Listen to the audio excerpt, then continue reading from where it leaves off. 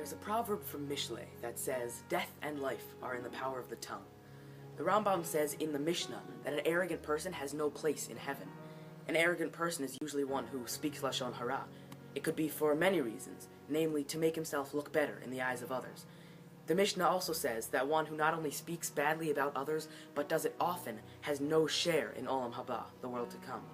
The Kabbalah says that you're born with a certain amount of words, and once you use them up, your life is over. This teaches us to use our words wisely, and not to waste them on the sin that is lashon hara. How has lashon hara affected my life? I think most directly in how I think and speak about other people, especially in the context, I guess in real life. You know, I don't catch myself saying like I want to say this not nice thing about a certain individual, but let's say if there's somebody that we're talking about, which is for a beneficial reason, should this person be made a shidduch with that person? You know, is this person a student that belongs in your class? And there's that fine line between, you know, what's appropriate to say and what's not appropriate, and that's where it makes a difference, probably on a daily basis.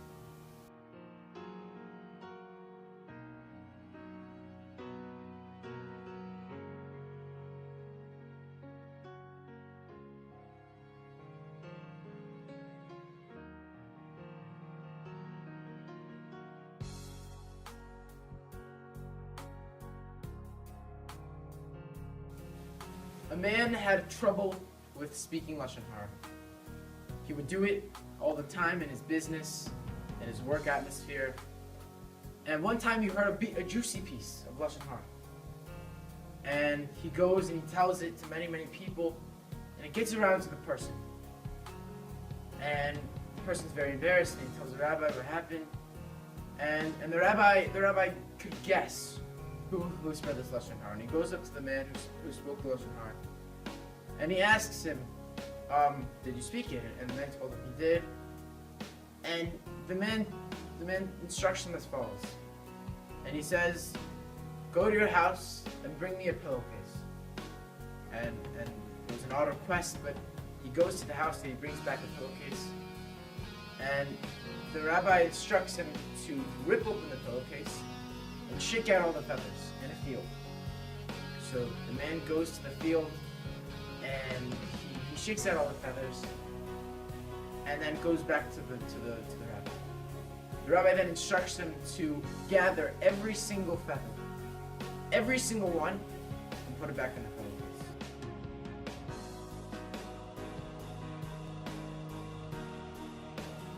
And the man looks at him puzzled and he says, "How could I do such a thing? It's almost impossible. Some of them are scattered to distant lands. Some of them have gone miles and miles. How is this possible?" And the rabbi said, "This is the cause and the damage that you've done with your lashon hara.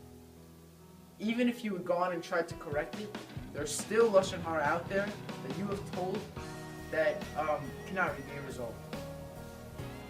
When I was growing up, there was a nursery rhyme saying that we used to say in our school. It went like this: "Sticks and stones will break my bones, but words will never harm me. Never harm me." With all due respect, I think that's a complete load of garbage. Because just think about it for 1 second. How many friendships have you ruined just from bad words, hurtful words? How many marriages? How many lives? How many careers have been ruined because someone badmouthed someone?